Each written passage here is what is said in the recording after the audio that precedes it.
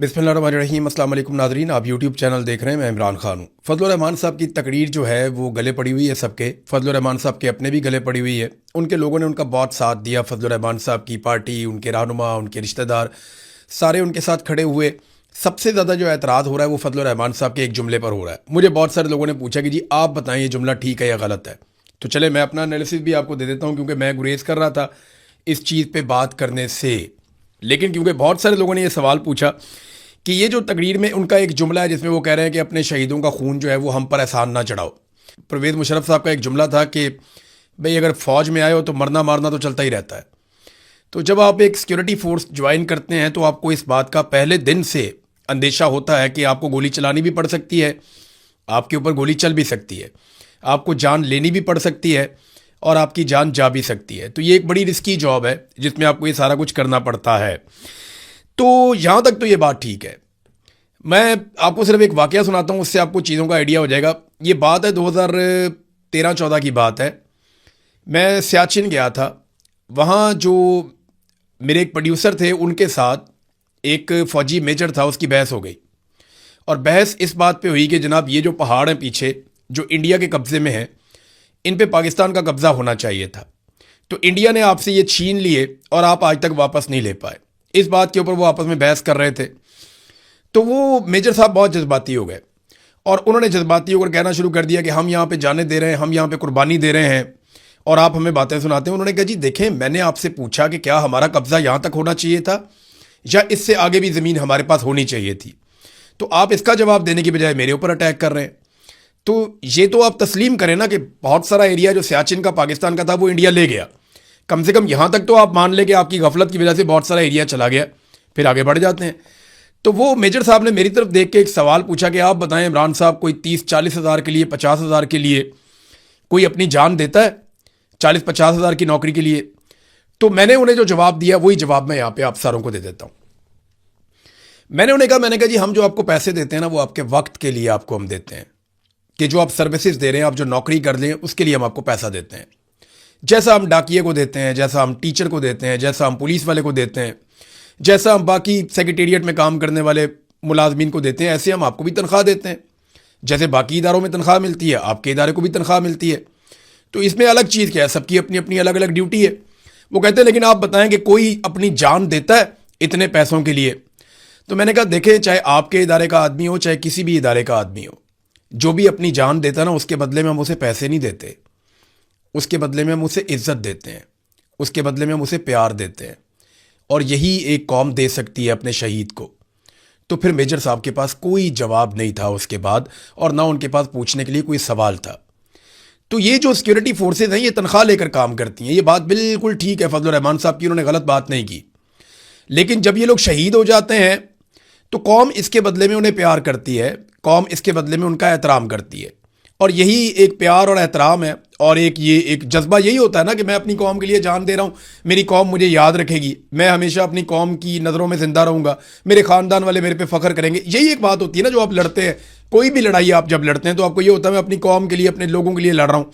अरशद शरीफ के दिमाग में भी यही था ना कि मैं अपनी कौम के लिए आवाज़ उठा रहा हूँ, आने वाली नस्लों के लिए आवाज़ उठा रहा हूँ, लोग मुझे याद रखेंगे।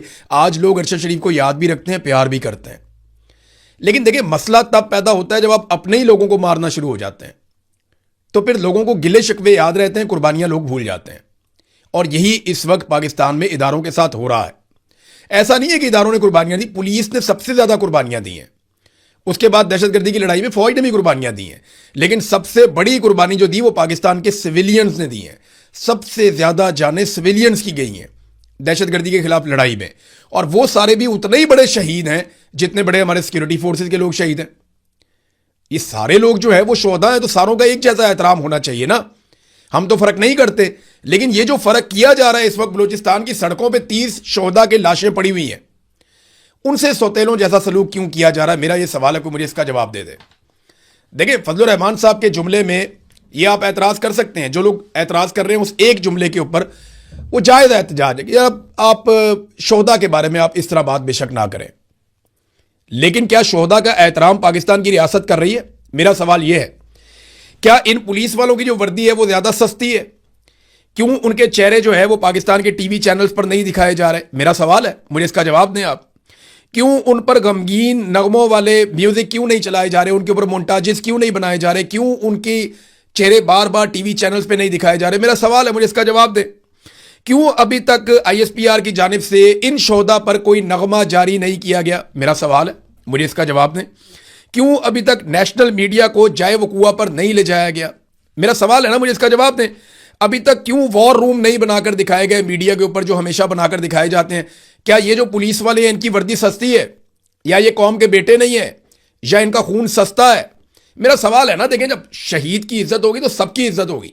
चाहे कोई बॉर्डर के ऊपर शहीद हो जाए, चाहे कोई दहशतगर्दों से लड़ता हुआ शहीद हो जाए, चाहे कोई अपनी दुकान पे बैठा हुआ अपना कारोबार करने के लिए गया, वहां पे कोई धमाका करके उसको शहीद कर दे, तो ये सारे शहीद हैं, हमारे लिए सारे मोहतरम है। चाहे अरशद शरीफ दियारे गैर में शहीद हो जाए, कीनिया की सरजमीन पे मारा जाए, वो भी हमारे लिए शहीद है, वो भी हमारे लिए उतना ही मोहतरम है, मोतबर है, बल्कि वो ज्यादा अहमियत इसलिए रखता है कि उसकी कोई लड़ने की ट्रेनिंग नहीं थी। वो पूरी कौम के लिए आवाज उठा रहा था, अकेला वहां पे पड़ा हुआ था दियारे गैर में, वहां पे शहीद हो गया, तो उसकी भी उतनी इज्जत होनी चाहिए। मेरा यह सवाल है कि क्यों अभी तक शोहदा के लवाहिकीन और उनके वारिसान के इंटरव्यू टीवी चैनल पे नहीं दिखाए जा रहे? क्या ये वर्दी इतनी सस्ती है कि आप नहीं दिखाएंगे? इनके साथ सौतेलों जैसा सलूक आप करेंगे तो आप खुद कंट्रोवर्सी में जा रहे हैं। पाकिस्तान के इदारे एक तफरीक पैदा कर रहे हैं जो नहीं होनी चाहिए। ये क्या वजह सिर्फ ये है कि ये आपके अज़ाइम या आपके मकासद के रास्ते में नहीं मारे गए, या ये सस्ते लोग थे, या इनका खून सस्ता था? देखें, अमेरिका ने अपने एक पायलट को बचाने के लिए, देखें, शेर तो हमें यह भी सुनाए जाते हैं कि काफिर हो तो शमशीर पे करता है भरोसा, मोमिन हो तो बेतेग भी लड़ता है सिपाही। ये जगह जगह लिखे हुए हैं। हमें एस्टेब्लिशमेंट के लोग ये शेर सुनाते हैं बार बार जज्बाती करने के लिए, और बहुत सारे इस तरह के। लेकिन मेरा सवाल यह है कि वहां पे लड़ने के लिए क्यों नहीं गए जहां पे आपके पास बेशुमार असला था? वो तो बेचारे आपका इंतजार करते रहे, वो तो आपको देखते रहे। अमेरिकन पायलट एक गिर गया था ईरान के अंदर। अमेरिका ने तारीख का महंगा तरीन और मुश्किल तरीन ऑपरेशन किया अपने पायलट को निकालने के लिए। याद है आपको? थोड़ा अर्सा पहले की बात है। डोनाल्ड ट्रंप वगैरह ये दो रातें सोए ही नहीं सारे लोग। इन्होंने व्हाइट हाउस के अंदर पूरा एक वॉर रूम बना दिया था और पूरा एक ऑपरेशन किया गया था बहुत बड़ा, जिसपे अरबों रुपए इन्होंने खर्च कर दिए थे कि हमने हर हाल में कई अपना सामान इन्होंने कीमती जाया करवा दिया, अपने एयरक्राफ्ट जाया करवा दिए। लेकिन ये अपने एक एक बंदे को ईरान से निकाल कर लेकर गए। जब ईरान में पायलट गिला था, वो वाकया आपको याद होगा। तो हम अपने 30 जवानों को किसके रहमो करम पे छोड़ रहे थे? हमने वहां पे क्यों छोड़ा? हमें भी चाहिए था वहां से उनको निकालते। देखिए ना, पाकिस्तान अब सालसी दुनिया की तो करवा रहा है। वो डोनाल्ड ट्रंप भी बाज नहीं आ रहा, ईरान भी नहीं बाज आ रहा, वो आपस में एक दूसरे पे मिसाइल मारते चले जा रहे हैं, मारते चले जा रहे हैं। लड़ाई दोबारा शुरू हो गई। दोनों को आपने हुर्मत पे कंट्रोल चाहिए, और कंट्रोल का मामला यह है कि जिसका कंट्रोल होगा वो फ्यूचर में तिजारत के ऊपर कंट्रोल करेगा। ईरान को लगता है कि उनके हाथ में कमजोरी आ गई है दुनिया की, तो यहां से हम अपने आप को सेव करेंगे। जबकि अमेरिका को यह लगता है कि हमारी बहुत बड़ी बेइज्जती है अगर हम इसको बंद करवा के चले जाते हैं या ईरान के कंट्रोल में देकर चले जाते हैं। अब वो लड़ाई लगी हुई है, लड़ाई चलती जा रही है, चलती जा रही है। वो फिर एक दूसरे पे बम मारे, ईरान के ऊपर ज्यादा बम गिर रहे हैं। लड़ाई का आगाज ईरान ने कहा जी कि अमेरिका ने किया है, जबकि अमेरिका कहता है वहां से जो जहाज गुजरते हैं उनको ईरान मारता है, तो फिर लड़ाई शुरू हो जाती है। अब अरब ममालिक के ऊपर ईरान लगातार बमबारी कर रहा है। बहुत सारे मिसाइल उनके इंटरसेप्ट हो जाते हैं, लेकिन बहुत सारे जाकर टारगेट पे भी लग जाते हैं, और वहां से वीडियोस भी आ रही हैं। तो डोनाल्ड ट्रंप ने इस हवाले से एक इंटरव्यू भी दिया। मेरा सवाल यह है कि देखें, पाकिस्तान में आग लगी हुई है। बलूचिस्तान लिबरेशन आर्मी ने और तहरीके तालिबान पाकिस्तान ने जो वीडियोस जारी कर दी हैं, मैंने बदकिस्मती से वो वीडियोस देखी हैं। वो इतनी खौफनाक वीडियोस हैं, ऐसे दिल दहला देने वाले मनाजिर हैं कि मैं नहीं चाहता कि कोई भी उनको देखे। लेकिन बतौर सहाफ़ी जब मैंने देखा तो ये बहुत खौफनाक सूरत हाल पैदा हो चुकी है। बहुत सारी तंजीमें इकट्ठी हो गई हैं, बहुत सारी तंजीमें सरगर्म हो गई हैं। वहां पे आप अंदाजा करें कि इस वक्त जो सूरत हाल है, अफगान फोर्सेज है, दाइश है, टीटीपी है, बीएलए है, और जराइम पेशा ग्रोह हैं, बहुत सारे स्मगलर्स हैं, और पता नहीं कौन कौन कहां से इकट्ठा होकर आ गया। और एक अजीबो गरीब अनारकी फैल गई है पूरे बलूचिस्तान में और खैबर पख्तूनख्वा के कबायली इलाकों में। इनको रोको जाके। दुनिया की सालसी आप छोड़ दें, कश्मीर के अंदर आपने आग लगाई हुई है, एक नफरत की आग वहां पे भड़क रही है। लोग बात सुनने को तैयार नहीं है हुकूमत की, और हुकूमत लोगों की बात नहीं सुन रही। वहां कत्लेआम हो चुका है 2 दफा, और अब दोबारा से खदशा है कि दोबारा लड़ाई ना हो जाए। तो इन चीजों पे तवज्जो छोड़कर पाकिस्तान को बचाएं। इस वक्त पाकिस्तान में सालसी की और बातचीत करने की जरूरत है। देखिए, इससे कुछ अफसरान को तो फायदा हो जाएगा, कुछ लोग अपनी नौकरी या कुर्सी पक्की कर देंगे, लेकिन इस खेल के बाद नुकसान पाकिस्तान का होगा और पाकिस्तान के इदारों का होगा। اور ہمیں قیمت اس کی چکانی پڑے گی، آپ جو مرضی کر لیں. جس لیول کی یہ لڑائی آپ کے گلے پڑ گئی ہے نا، یہ لڑائی قومی یکجہتی کے بغیر لڑنا ممکن ہی نہیں ہے. عمران خان کو، مارنگ بلوچ کو آپ کو باہر نکالنا پڑے گا، سیاسی قیدیوں کو باہر نکالنا پڑے گا، ان کے ساتھ بات چیت کرنی پڑے گی. قومی لشکر بنانے کی بجائے آپ کو قوم کی بات سننی پڑے گی. دیکھیں قومی لشکر یہ کیوں کہتے ہیں کہ بنانا ہے؟ دیکھیں 3 اس کی بڑی وجوہات ہیں جس وجہ سے یہ قومی لشکر بنانا چاہتے ہیں. نمبر 1 وجہ یہ ہے کہ عوامی سطح پر کوئی بھی آپریشن ہوتا ہے تو مکمل طور پہ تعاون چاہیے. تعاون بالکل نہیں ہے، عوامی حمایت بالکل نہیں ہے کسی بھی آپریشن کے ساتھ.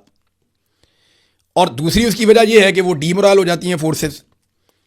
تو آپریشنز تو آپ مورال کے ساتھ کرتے ہیں، نعرے لگاتے ہوئے کرتے ہیں، تو جب آپ ڈی مورال ہو جائیں گے تو پھر آپ آپریشنز کیسے کریں گے؟ تیسرا اس کا جو ریزن ہے کہ انٹیلیجنس فیلئر ہو رہا ہے. جب تک آپ کا لوکل آپ کے ساتھ نہیں ہوگا، مقامی آبادیاں آپ کے ساتھ کھڑی نہیں ہوں گی، آپ کو انٹیلیجنس نہیں ملے گی، تو آپ کو آپریشنز میں کامیابی نہیں ملے گی. اب یہ 3 بڑی ریزنز ہیں، لوگ ساتھ نہیں کھڑے ہو رہے. دیکھیں اگر لشکر ہوگا تو عوامی تائید بھی مل جائے گی، معلومات بھی ملیں گی اور مورال بھی بہتر ہو جائے گا. اب یہ لشکر نہیں ہے تو یہ بھی نہیں ہو رہا. اب لشکر والوں کے ساتھ پرابلم یہ ہے کہ وہ جب بھی لشکر بنا کے لڑتے ہیں بعد میں وہ اکیلے رہ جاتے ہیں. جو لوگ سوات میں، صرف میں آپ کو بتا رہا ہوں، لشکر بنا کر لڑے تھے، ان میں سے درجنوں کی ٹارگٹ کلنگ ہوئی ہے. اور بہت سارے سردار جو فرنٹ پہ لیڈ کر رہے تھے اور ٹی ٹی پی کے ساتھ لڑ رہے تھے، بعد میں ٹی ٹی پی کے ساتھ تو معاملہ طے کر لیا جنرل باجوہ نے آگے ٹی ٹی پی کے ساتھ معاملہ طے کر لیے. اور وہ جو لوگ لڑتے رہے وہ بیچارے اپنے گھروں میں سے، دیکھیں نا، فوج تو ایک ادارہ ہے، ان کے پاس سیکیورٹی ہے، ان کے پاس پورا انتظام ہے، بختر بند گاڑیاں ہیں، بلٹ پروف گاڑیاں ہیں، جدید ویپنز ہیں، ٹینکس ہیں، ہیلی کاپٹرز ہیں، جیٹس ہیں، ہر چیز ہے ان کے پاس.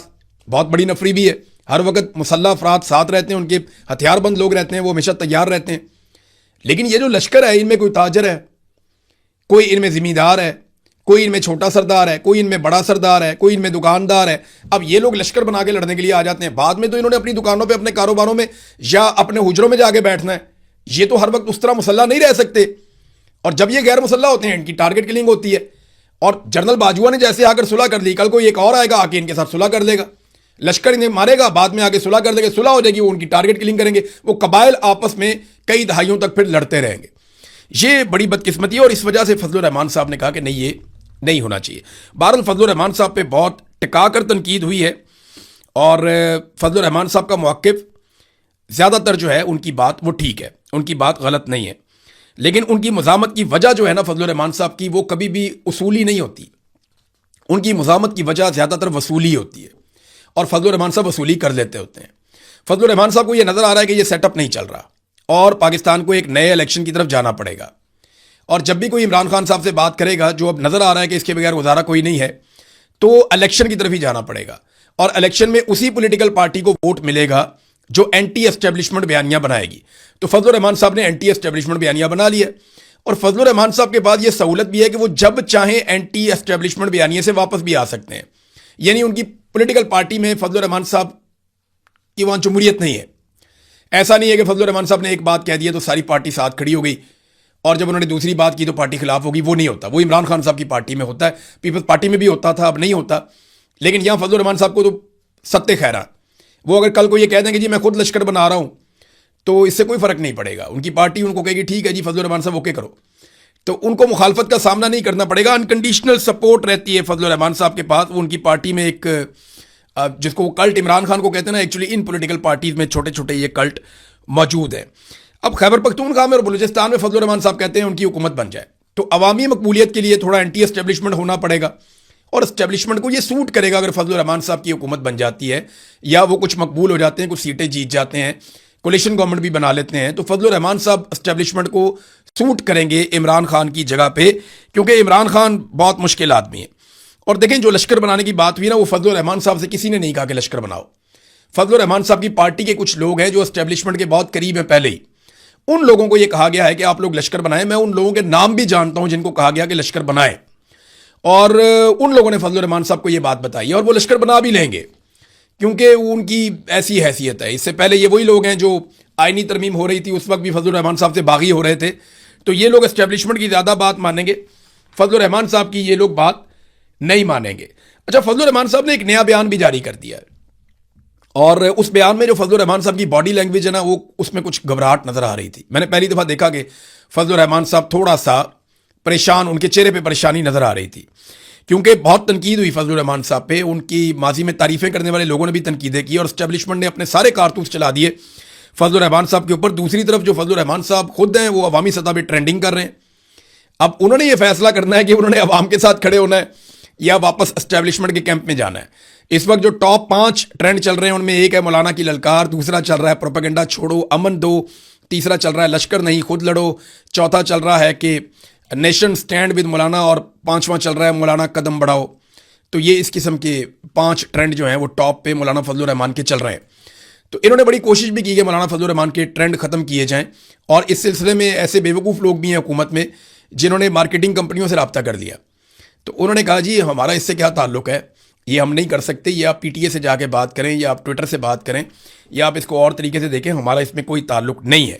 تو فرسٹریشن بہت زیادہ بڑھ گئی ہے کہ فضل الرحمان صاحب کو سوشل میڈیا پہ کیسے ناکام بنایا جائے. دیکھیں یہ فضل الرحمان صاحب کی اپنی پارٹی سوشل میڈیا پہ اتنی تگڑی نہیں ہے, تحریک لبیک ان سے 10 گنا زیادہ تگڑی تھی سوشل میڈیا پہ, اور پاکستان تحریک انصاف نمبر 1 پارٹی ہے سوشل میڈیا پہ آج بھی. یہ عوامی تائید ہے جو فضل الرحمان صاحب کو ملی ہے ان کے موقف کی وجہ سے.